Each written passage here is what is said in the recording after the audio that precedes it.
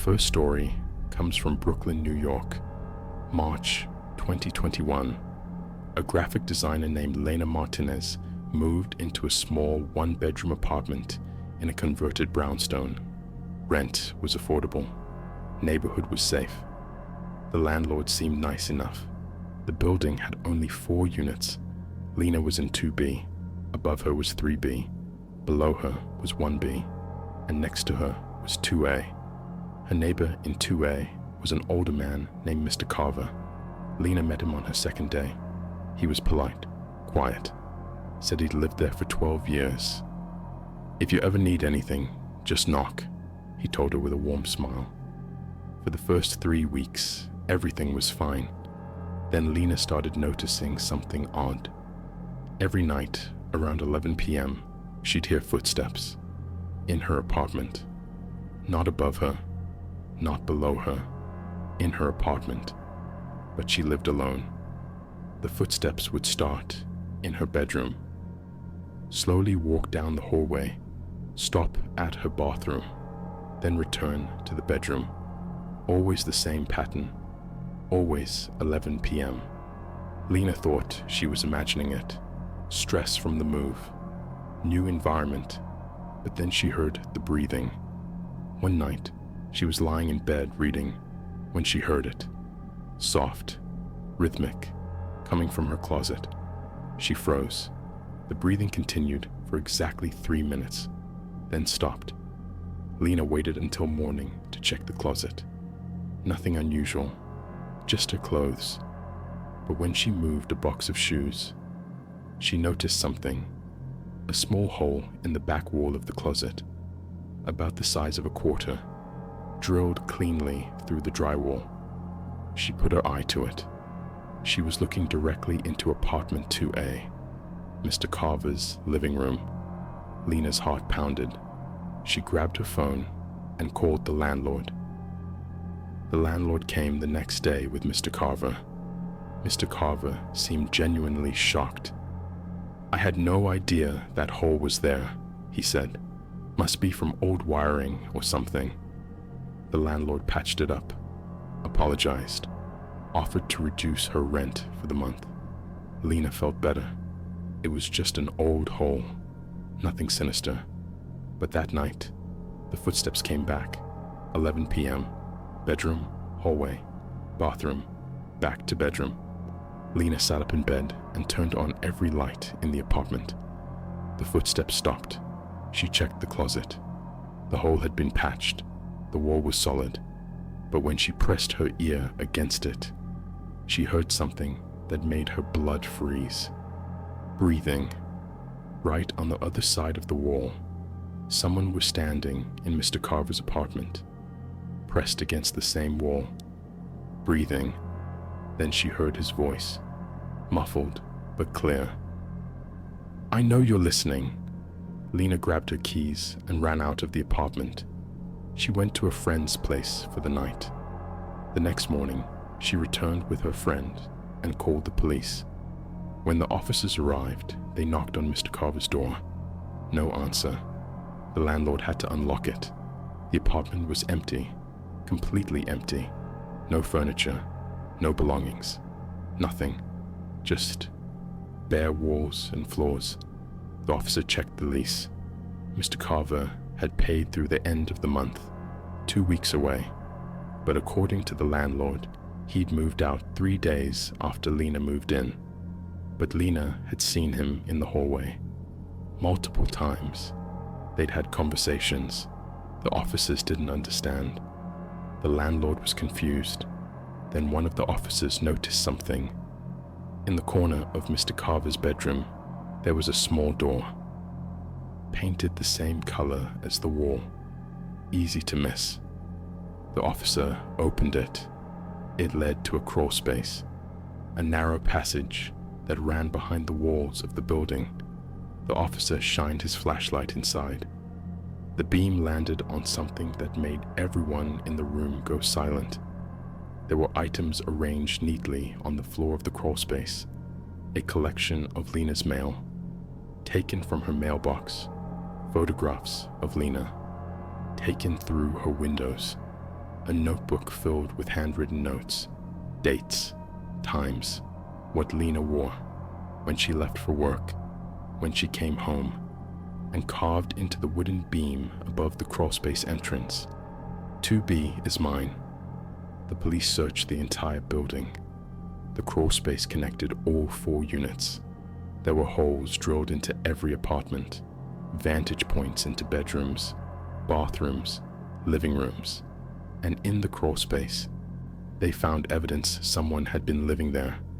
A sleeping bag, food wrappers, a camping stove, bottles for waste. Mr. Carver had been inside the walls the entire time. He was never found. The name was an alias, no ID on file, cash payments only. Lena moved out that same day. The building was gutted, the crawlspace was sealed, but according to the new tenants, sometimes, late at night, they still hear footsteps in the walls. Before I take you deeper into the shadows, a moment of truth.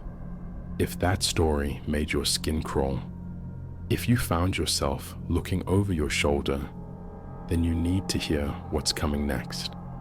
I collect these stories from the darkest corners, real accounts, documented encounters, the things your neighbors will never tell you. Subscribe now, because the next 2 stories, they get worse.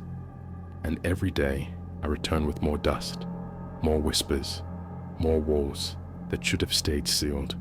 The question is, are you brave enough to keep listening? Now, let me tell you about the tunnel beneath the basement. Our second story comes from Cleveland, Ohio, November 2020. A couple, Daniel and Grace Park, bought their first home, a small 2-story house built in the 1960s. It needed work, but it was theirs. The house had a basement, unfinished, concrete floors, exposed pipes. They planned to renovate it eventually, but for now, it was just used for laundry and storage. 3 weeks after moving in, Grace went down to do laundry. As she loaded the washing machine, she noticed something odd. There was a door at the far end of the basement, old, wooden, painted over multiple times. She'd never noticed it before. Grace walked over to it. There was no handle, no lock, just a door frame, fitted perfectly into the wall. She knocked on it. It sounded hollow, like there was space behind it. She called Daniel down. They examined it. Daniel found a small latch hidden along the edge. He pulled it. The door opened. Behind it was a tunnel, narrow, dark, leading away from the house. Daniel grabbed a flashlight. The tunnel was maybe 4 feet high. They had to crouch to enter. It smelled like damp earth and something else, something stale. They followed it for about 20 feet. Then it opened into a small room. The room was maybe 8 by 8 feet. Concrete walls, a single light bulb hanging from the ceiling, and inside, furniture, a cot with a blanket, a folding chair, a small plastic table, empty food containers, water bottles. Someone had been living down here. Grace felt sick. Daniel immediately called the police. When the officers arrived, they searched the room. They found more disturbing items: a journal, handwritten entries dating back 6 months. The entries described the house above, Daniel and Grace's house, the previous owners. They leave for work at 7:30 a.m. She returns at 5 p.m. He returns at 6 p.m. They watch TV until 11 p.m. Bedroom light off by 11:30. They never check the basement. The most recent entry was from 2 days ago. New people moved in.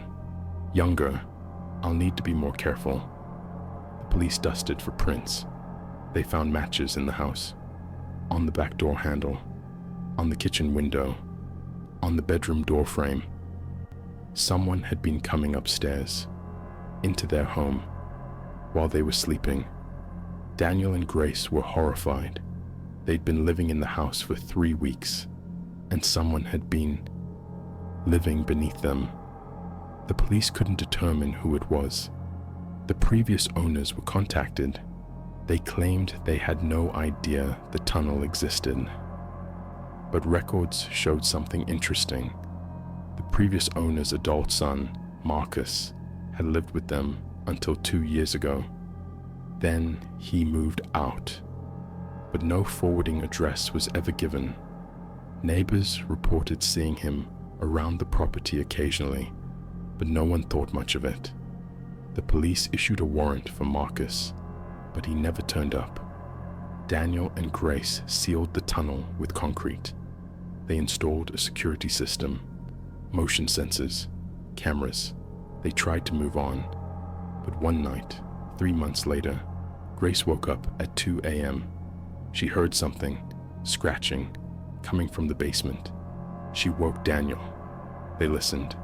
The scratching continued, rhythmic, persistent. Daniel grabbed a bat and went downstairs. The basement was empty. The sealed tunnel entrance was untouched, but the scratching was louder down here. It was coming from behind the sealed tunnel entrance. Daniel pressed his ear to the concrete. The scratching stopped. Then, a voice, muffled, distorted. "Let me in." Sound, scratching intensifies, then stops abruptly. Daniel called the police. They broke through the seal. The tunnel was empty, but scratched into the dirt floor. Over and over were the words, "This is my home." Daniel and Grace sold the house within a month, at a loss. The new owners reported no issues, but the basement door was permanently boarded up, and sometimes, late at night, the scratching returns.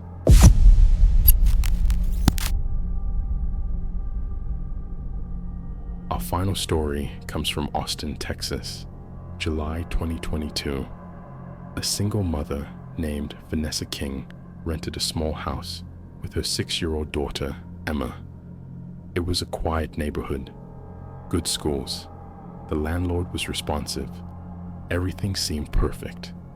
For the first month, everything was perfect. Then Emma started talking about the man upstairs. Vanessa would ask what she meant. Emma would point at the ceiling. "The man who walks at night. He's really loud." Vanessa dismissed it. Kids have imaginations.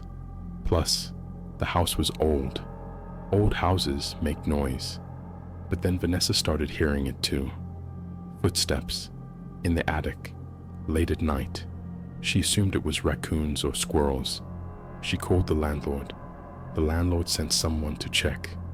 The attic was empty. No signs of animals, no droppings, no nests. But the footsteps continued.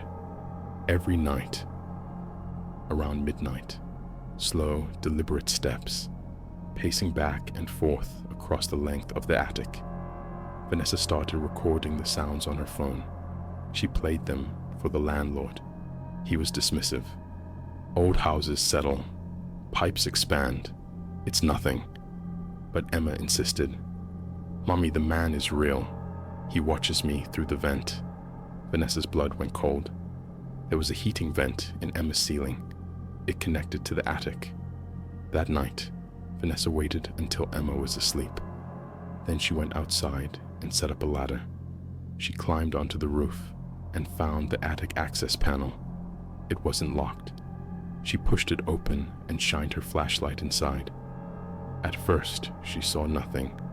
Just insulation, wooden beams, dust. Then her flashlight beam landed on something in the far corner. A sleeping bag. Vanessa's hands trembled. She climbed higher to get a better look. Next to the sleeping bag were more items. Food wrappers, water bottles, a battery-powered lantern, and a pair of binoculars. She heard a sound behind her. A scraping noise. Vanessa spun around. A man was crawling toward her through the attic. Fast. She screamed and dropped through the access panel, falling onto the roof. She scrambled down the ladder and ran inside. She locked every door and window and called 911. Police arrived within minutes. They searched the attic. The man was gone, but they found everything Vanessa described, plus more. Photographs, dozens of them, taken through the heating vents. Pictures of Emma sleeping, pictures of Vanessa cooking dinner, pictures of them watching TV, and a notebook. Entries dating back 4 months, before Vanessa had even moved in. The previous tenants were documented too, their routines, their habits. The police determined someone had been living in the attic for at least 6 months, possibly longer. They checked the property records. The landlord had no idea. The house had been renovated the year before, and contractors reported nothing unusual. But one contractor remembered something. A worker who'd stayed late to finish up some wiring. He'd asked for a key to lock up. The contractor had never gotten it back. That worker's name was Thomas Pruitt.